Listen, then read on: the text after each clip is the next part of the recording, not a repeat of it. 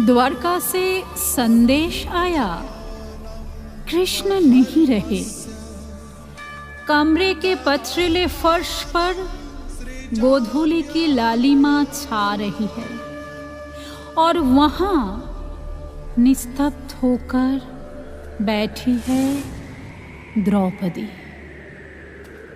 कृष्ण की मृत्यु, एक परम पुरुष की मृत्यु, एक साधारण मनुष्य की तरह, और वो भी एक शिकारी के तीर से। कृष्ण नहीं रहे। धीरे धीरे ये शब्द विषधर सांप की भांति द्रौपदी के कानों से होते हुए सभी भावना, सभी विश्वास को डसते हुए उनके शरीर, मन, हृदय को अचेतन करते जा रहे हैं।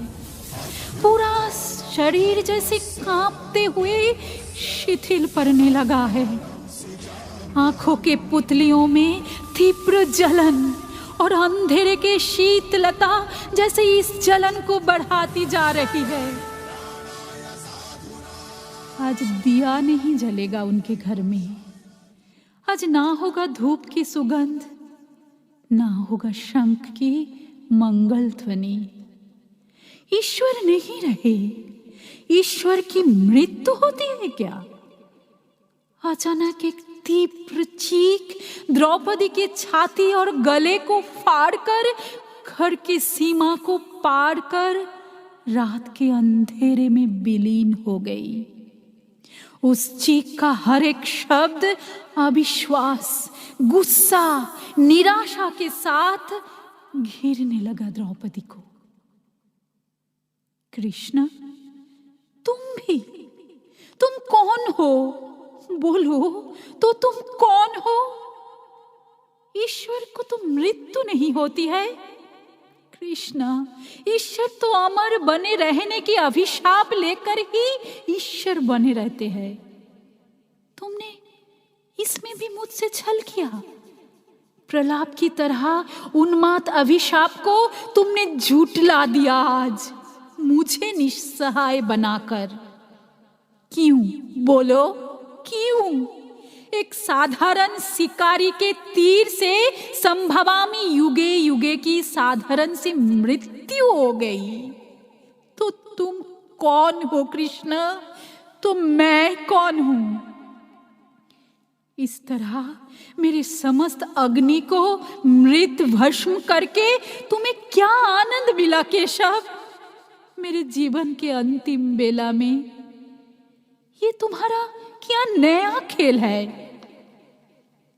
द्रौपदी ने अनुभव किया कि उनकी दोनों आंखों से अश्रुधारा की बाढ़ एक भयानक नदी के जैसे उतर आ रही है।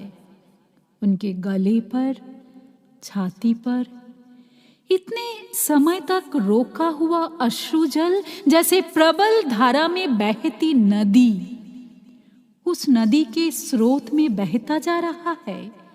उनका कुरु सभा के रजस्वला वस्त्र, उनके ध्वंसोन्माद शपथ डूब जा रहे हैं शत्रु, मित्र, संतान, और डूब जा रहे हैं 5 पांडवों के चेहरे। डूब जा रहे हैं शत शत विधवाओं के प्रलाप।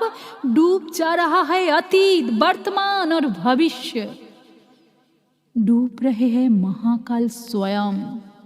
डूब जा रहा है सब कुछ सिर्फ कृष्ण को छोड़कर।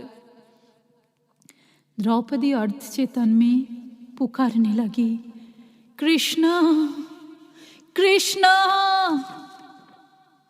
अचानक खिड़की से अद्भुत सुगंध लेकर हवा का एक झोंका आया, जैसे कस्तूरी मृगनाभि की सुगंध। द्रौपदी अधखुले पलकों से हल्का मुस्कुराकर बोली, यही तो तुम हो। तो क्यों सब कहते हैं कि तुम नहीं रहे? यही तो रहे तुम, वो नीलाभ रोशनी जिसने कुरु सभा के अपमान की उग्र ज्वाला को भूलने के लिए मुझे अपने अंदर समेट लिया था। यही तो रहे तुम जो हल्के हल्के छुए जा रहे हो मेरे माथे को, मेरे बिखरे बालों को, आंचल को, मेरे खाली हाथों को, उंगलियों को, मेरे पूरे शरीर को। यही तो रहे तुम मेरे मेरुदंड से जागृत कुल कुंडलिनी स्रोत नील कमल जैसे खिलने के लिए।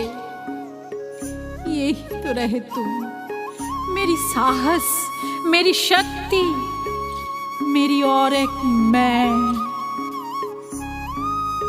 कृष्णा, मनुष्य ईश्वर बनना चाहता है और ईश्वर मनुष्य। मैं उसी का एक शाश्वत उदाहरण हूं। गोकुल के ब्रजबालक ने फिर से मनुष्य बनने की इच्छा की है, मृत्यु के हाथ थामकर। अमरत्व के श्राप से मुक्त होने के लिए ही यही अभिसंपात मुझे स्वीकार है। और तुम कृष्णा, तुम मेरा प्रतिबिंब हो। तुम्हारी साहस, तुम्हारा प्रतिवाद, तुम्हारा प्रश्न और तुम्हारा अग्निमय तेज ही है धर्म का पहला श्लोक। ये तुम्हारे स्वयं का निर्माण है। इसके लिए तुम्हें कृष्ण की आवश्यकता नहीं थी, बल्कि कृष्ण को आवश्यकता थी तुम्हारी। समाज के इस निर्बल मेरुदंड में अगर द्रौपदी नाम का अग्नि स्रोत ना बहता तो ये मूक समाज कभी बात करना ना सीखता, विचार करना ना सीखता, धर्म पालन करना ना सीखता, और मैं पुरुषोत्तम बनके ना उभरता। युधिष्ठिर के धर्म का पहला उच्चारण थी तुम कृष्णा। भीमसेन की अभिमान और अग्नि थी तुम। अर्जुन के गांडीव की डोरी और पार्थ सारथी के रथ की पहिया थी तुम। युग परिवर्तन के समय के महाकाव्यों की अमोघ लौह मेरुदंड एक अग्निमय नारी हो तुम। द्रौपदी, मेरी कृष्णा, जिसके सम्मुख स्वयं परम पुरुष भी सर झुकाता है। उठो याज्ञसेनी, तुम्हारे नील कमल के खिलने का समय आ गया।